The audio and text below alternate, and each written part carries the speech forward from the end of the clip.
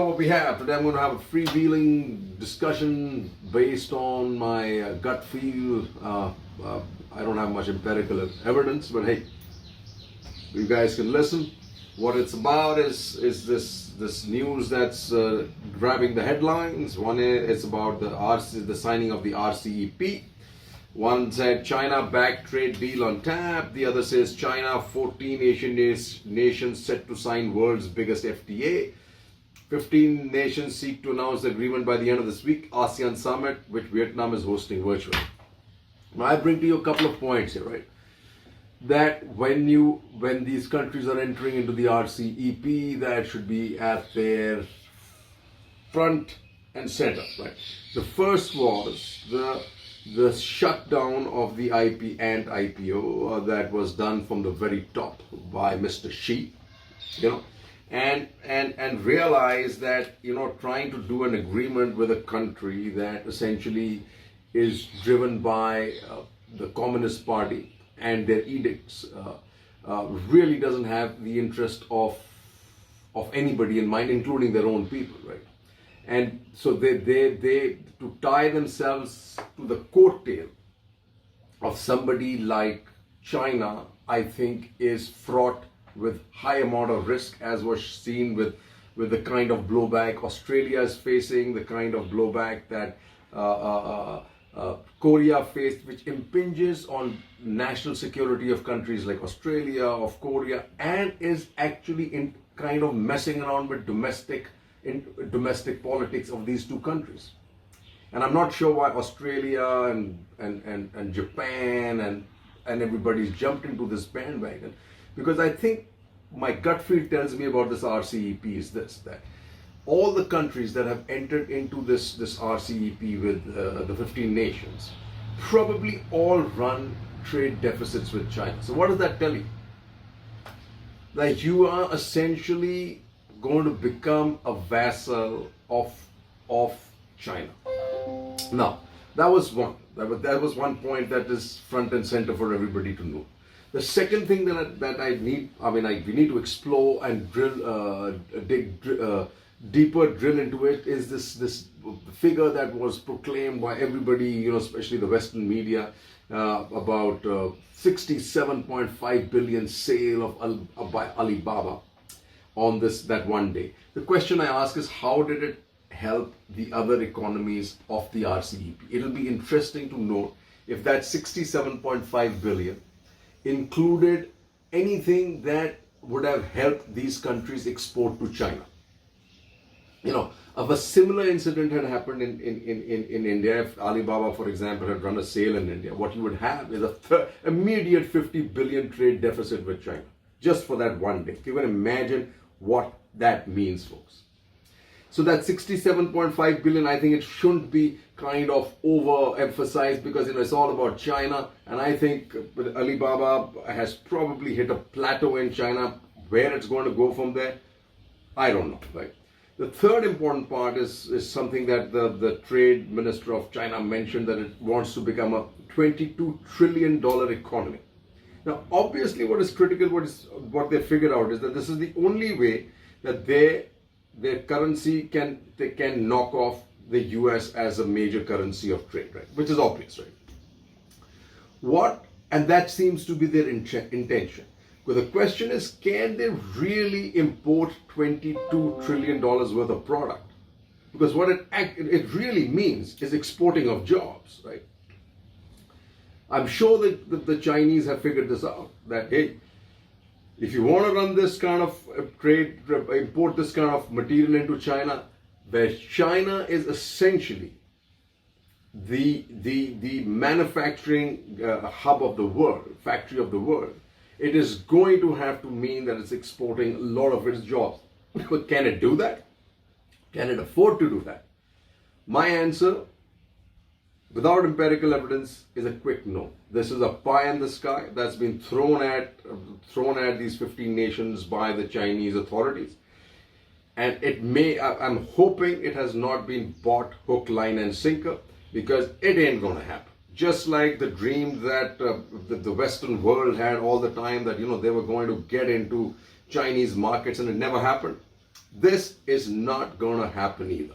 So when you talk about, and then you know why, after you see what happened to Ant, and then when you hear where this little Bloomberg article says, Dalio says, now is special moment for markets as China ascends.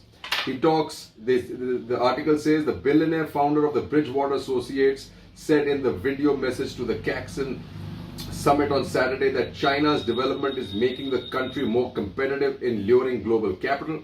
Simultaneously, there's a rapid development of the Chinese capital markets, the opening up of the markets to foreign investors, the relative attractiveness of them, and the underweightness of global investors in them. And I say this is the diabolical role that foreign capital has played in keeping the Chinese Communist Party afloat and all their human rights issues under wrap. And after Ant's issue, I think this should have more or less been this should have actually been curtailed. This kind of euphoria and gung-ho-ness. But it does provide an opportunity for India here. Now, when you talk about China-Pac trade deal on tap, what do we have here, right? He says, and this article says, one significant impact is likely to be on trade between China and Japan, a rare pair of countries in the bloc not already part of the mutual free trade agreement. While Tokyo, close US ally, is wary of Beijing's growing political and military power, it has sought to sell goods to China as its neighbor's economy has overtaken its own. They are now the second and third largest. So here, the dilemma of Japan is up front and center, right? And as we conclude this, as what the US is going to do about this is something that is important to note here. Biden and TPP. Still many countries participating in the trade deal are also wary of becoming too economically dependent on China. Japan is among countries that have looked to express supply chains or reassess supply chains in China, and Beijing moved to effectively ban key Australia exports after the government called for an investigation into the origin of the coronavirus, underscored the risk of relying too much on the world's second biggest economy. While it remains politically tricky for Biden to join the successor to the TPP, some analysts still see that as the best vehicle for the US to deepen economic ties with this region. The choice for Biden is clear, said Ms. Mary Lovely, a Syracuse University economic professor. Return to the US, to the Trans-Pacific Partnership to ensure access for US companies. More after the break, folks. Folks, RCEP poses a tough challenge for, in my view, a couple of countries. The main one being Japan. Why I say that is because of it's worth hearing this article written by Roger Boyes in the Financial Times that says Japan is key to containing threat from China. A series of alliances linked by Japanese memberships will be the key to Biden's foreign policy. It says China, rather than Trump, remains the great global disruptor, and the new president will have to concoct a plan to contain Beijing's sprawling power. What seems to be emerging from the Biden team, some of whom are involved in Barack Obama's supposed pivot to Asia, is the idea of intersecting coalitions to tackle the different dimensions of the Chinese challenge. The biggest surprise is how central to this planned new order is the axis between US and Japan. If all comes to pass, America may be able to guarantee its future as a Pacific power. China will be forced to scale down its ambitions, and Japan will be seen as the indispensable power in the East. India will also play a very similar role in the Indian Ocean. That's my view. Then it ends by saying it's a multilateral threat that ranges from cyber intrusion to gunboat diplomacy, from buying foreign politicians to manipulating the media, and it needs to lose its swagger, folks, and it did. And where does India stand on all this? It's very clear. India stands unchanged, even as 15 others invited as observer keep door open. India should actually shut it. Why I say that is because all these countries in RCEP run a surplus with India. What it tells us is that these are competing economies, they're not complementary economy, and at no point of time are they going to help in India becoming a manufacturing hub as is desired by this government, folks. Now, let's move to the map. For ours, folks, so this is your RCEP. This, essentially, right? India is not going to hit that because these are all competing economies. So what is India's real choice? And that really is the driver of global economies and driver of global intellect property and driver of technology is this for India. And this. So for India's choices to me are very stark and clear. If India wants to become a manufacturing hub, if it wants to become a technical hub, it really needs to tie itself up to Europe and it needs to tie up with North America.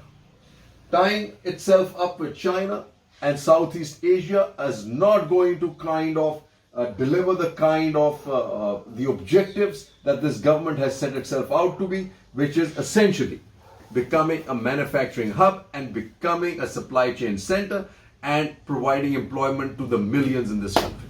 And especially when you see things like this. Number 10 toughens takeover laws to lock out backdoor security risks. Sensitive assets sheltered from foreign buyers, concerns mount over threat from China. And then you have this, tougher takeover rules signal end of hopes for golden era with China. You should realize where the gap has now developed that India can put its foot in. Also, you had a very good virtual conversation with Italy, the Prime Minister. So you now know that the countries that are ready to become part of India's, where India can be the center of the universe, is Europe and North America. And that is something that India should really now be planning on, folks, because it's not going to work with the ASEAN nation or with Southeast Asia. The countries here, though, where we're obviously critical to us are Japan, South Korea, Taiwan, Australia. We are in terms of an economic linkage. Economic linkage with all the other countries may not deliver the goodies like especially like Thailand or with Malaysia or with Vietnam or ASEAN or China. Right? More after the break.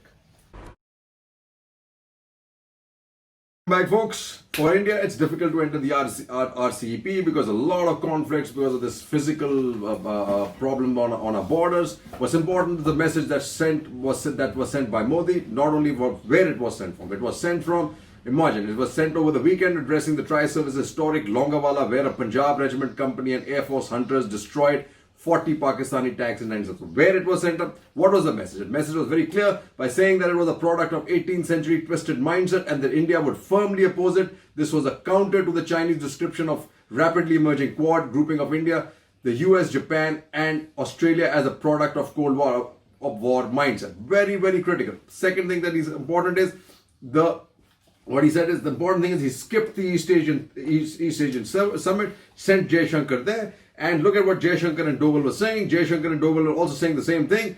Yeah, the message from both was not sugar-coated. It was an expression of what India expects from the neighbors in terms of cross-border terrorism and freedom to navigate the South China Sea. So what does it say? While India and China are on track to disengage and de-escalate from East Ladakh to mutual satisfaction, New Delhi is neither over-negotiating with PLA to bring the Despang bulge issue into the current resolution, nor is it willing to cede an inch of territory from the friction points at Galwan. And what is it that China really wants? And Jaishankar pushed back. It says, India objects to proposed clause on military drills in ASEAN Code. Apparently, it's so amazing. China is telling the ASEAN nations that in case any third country was to be involved in military actions in the South China Sea, a prior permission had to be taken from Beijing. Is it crazy? And you know that China is front and center. As this report says, China looms large in 8 GOM reports. GOM's call for time-bound clearances act. That's important.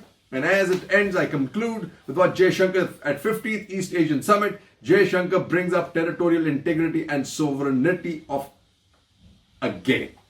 Folks, for India, China is the current and present danger, not so much Pakistan, but a combination of both of them, but China, bang, center on. Whatever decisions we take, right now, the world is changing, it's in a flux, especially with Biden coming in. We not be the cynosure of eyes of this Biden administration, but there is enough space for us to keep engaged and to get what we want. Jai Hind.